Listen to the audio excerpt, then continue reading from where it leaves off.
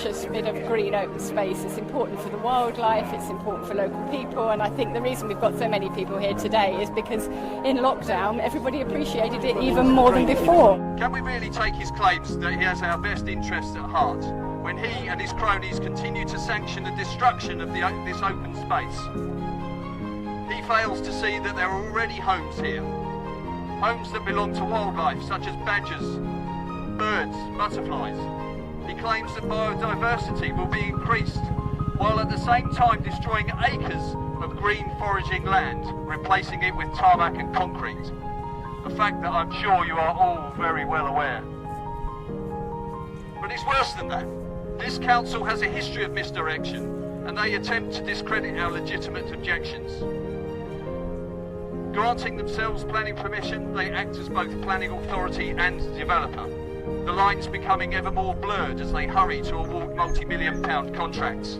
Sea level rise through climate change is happening at a faster rate than predicted, and as this whole area is at risk of flooding, who will want to buy an uninsurable house subject to constant flooding? The future is uncertain, and this is by no means a done deal. By continuing to demonstrate against these plans, we are sending a clear message that this development is unwanted. Future generations will be deprived, not only of experiencing the Royal Military Canal in its rightful setting, but also losing a vital piece of natural heritage. The pretty pictures they produce as artists' impressions cannot be trusted. Turning this unique environment into just another housing estate on the beach is not acceptable. Let them hear our disgust! Save our road, save our wildlife, save Princess Parade!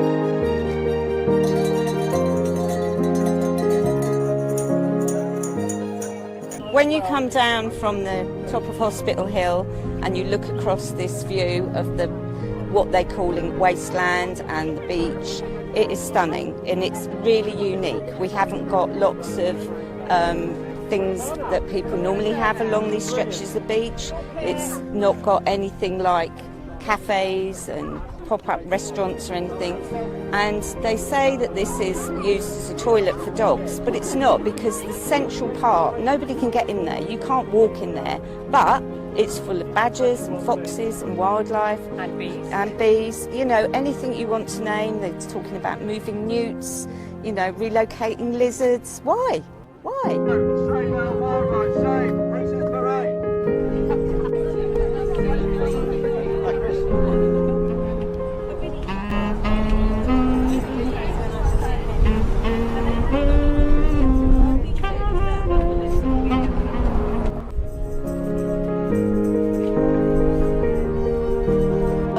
Save Princess Parade! Save our road! Save our wildlife! Save Princess Parade!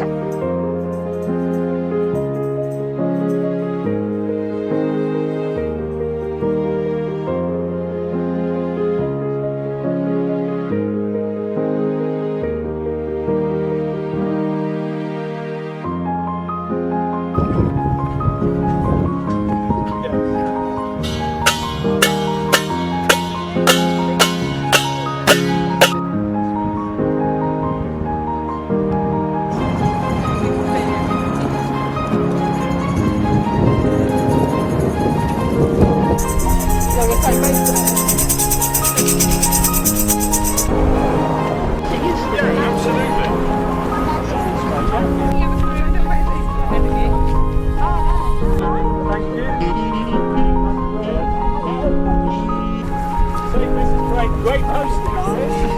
Great place. Well done, everybody. Great, all the way down.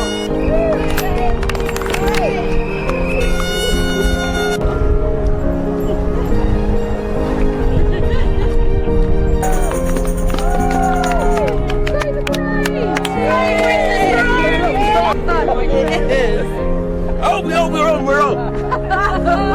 Do you read my name?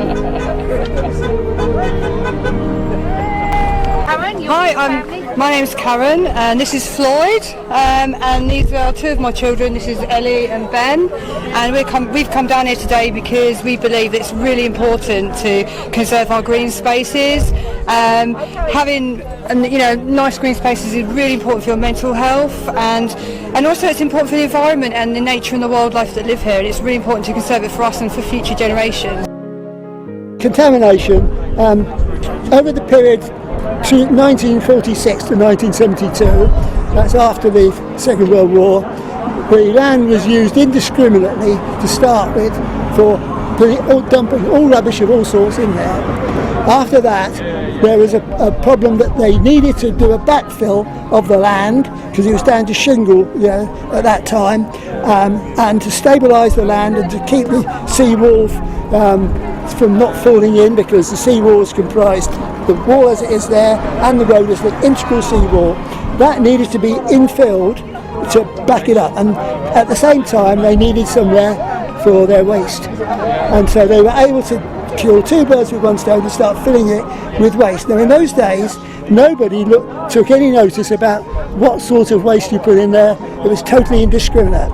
You've got in there now, you've got medical waste, you've got military waste, you've got heavy metals, you've even got cyanide, you've certainly got asbestos, and a whole load of things, a lot of organic stuff. You'd never believe, if I told you there was an elephant buried in there, you'd probably never believe me.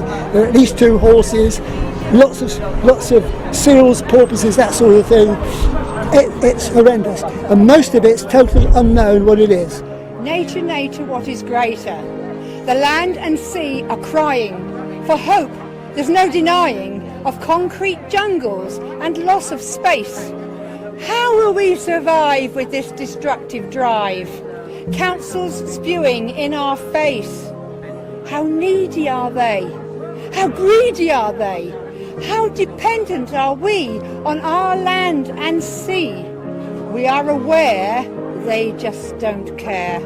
Save the trees for the insects and bees.